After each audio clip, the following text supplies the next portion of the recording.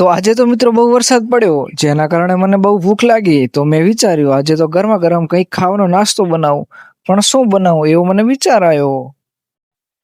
પછી વિચાર્યું કે ઘરમાં બનાવેલો રોટલો પડ્યો હતો, પછી તેને ભાંગી અને ઝીણો કરીને નાના કટકા કરી નાખ્યા. પછી એક થાળીમાં લઈ બાજુમાં મૂકી દીધો. પછી લાવી દીધા લીલા મરચા, ડુંગળી અને લીલા ધાણા. તેને પણ નાના નાના ટુકડા કરી અને ઝીણા કરી અને ડીશમાં મૂકી દીધા.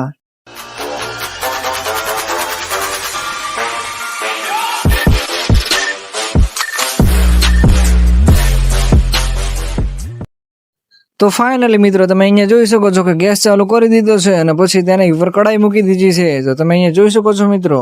Okay, let's go.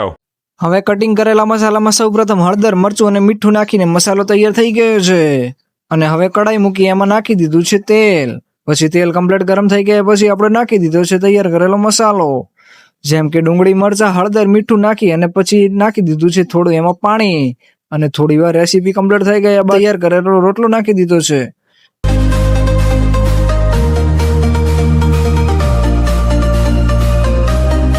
અને થોડી વારમાં જ આપણો ગરમા ગરમ વઘારેલો રોટલો તૈયાર થઈ ગયો છે.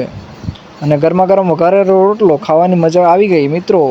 તો વિડીયો ગમ્યો હોય તો લાઇક, શેર અને સબસ્ક્રાઈબ કરવાનું ભૂલશો નહીં. અને કોને કોને વઘારેલો રોટલો ભાવે છે તો મિત્રો કોમેન્ટ કરવાનું ભૂલશો નહીં. અને આવા વિડીયો જોવા માટે અમારી ચેનલને લાઇક, શેર અને સબસ્ક્રાઈબ કરજો.